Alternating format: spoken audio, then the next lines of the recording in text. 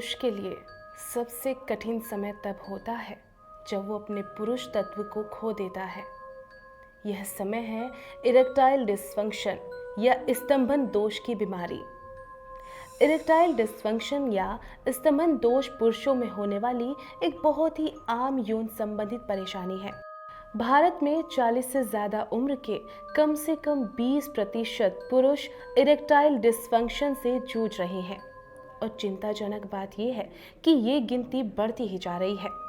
अब कम उम्र के पुरुष भी इस बीमारी से जूझने लगे हैं।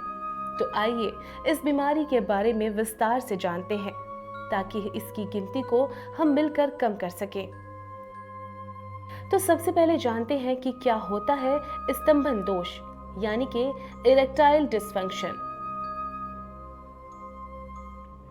जब कोई पुरुष संभोग के समय अपने गुप्तांग में पर्याप्त इरेक्शन या स्तंभन लाने में नाकामयाब हो जाता है या फिर उसको बरकरार नहीं रख पाता तो उस स्थिति को इरेक्टाइल डिसफंक्शन कहते हैं। डॉक्टर के अनुसार कभी कभार संतोषजनक संभोग के लिए गुप्तांग में इरेक्शन ना ला पाना कोई असामान्य बात नहीं है, परंतु अगर ये अक्सर होता आ रहा है तो ये परेशानी का संकेत हो सकता है। इरेक्टाइल डिसफंक्शन से संबंधित कुछ लक्षण इस तरह से होते हैं: काम इच्छा का कम हो जाना, शरीर पर कम बाल आना, कम शेव करने लगना, वजन का बढ़ना। अधिकतर इरेक्टाइल डिसफंक्शन एक अंतर्निहित कारण का लक्षण होता है। इस दोष से कभी कभी हृदय संबंधी बीमारियों का संकेत भी हो सकता है। इसलिए माना जाता है कि इस स्थिति के बारे में दूसरों से बात करना बेहद कठिन काम होता है, परंतु इस चीज को दबाने की बजाय आपको डॉक्टर से मदद लेनी चाहिए। जैसा कि आप जानते हैं कि इसे नजरअंदाज करने पर न केवल संतोषजनक संभोग करने में ये बाधा डालता है, परंतु एक दंपत्ति के बीच दूरियां भी पैदा करता है। इसके साथ साथ पुरुष के स्वाभिमान को भी भारी ठेस पहुंचती है। तो चलिए सबसे पहले जानना जरूरी है कि पुरुषों को ये बीमारी किन कारणों से हो सकती है।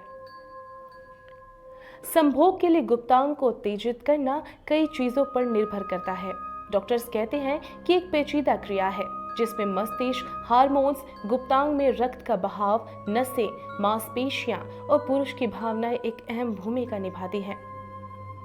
और अगर इसमें दिक्कत आ जाए तो ये परेशानी उत्पन्न हो सकती है।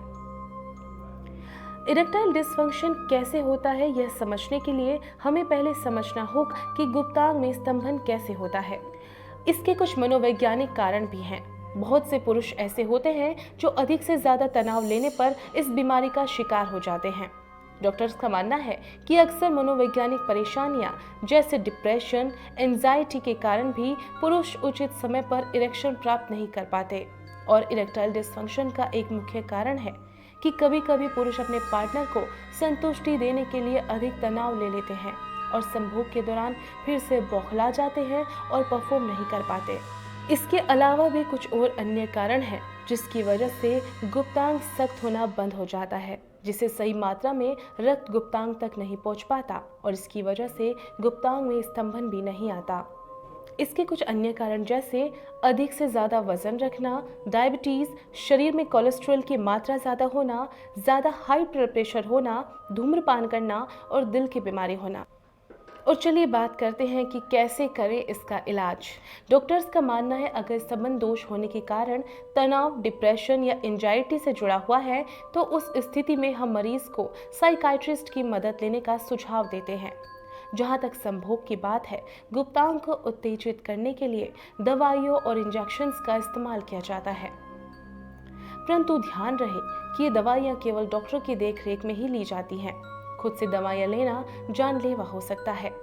ऐसे वक्त में एक पुरुष को सबसे ज्यादा अपने परिवार और दोस्तों की जरूरत होती है।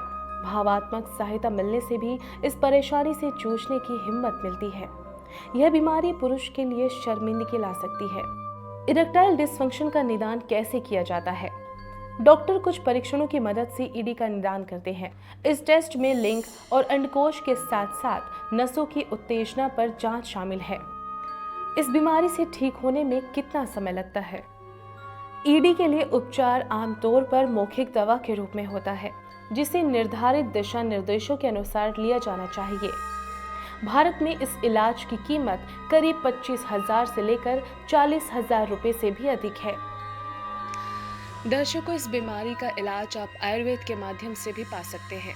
हमारे संस्थान के साथ जुड़ सकते हैं। आप कृपा शक्ति के माध्यम से इन तमाम बीमारियों का इलाज कर सकते हैं। आपकी सभी डिटेल्स गुप्त रखी जाएंगी। आपकी स्क्रीन पर हमारे नंबर शो हो रहे हैं, जिनके माध्यम से आप हमसे संपर्क कर सकते हैं। आप हमें ईमेल के माध्यम से भी संपर्क कर सकते हैं।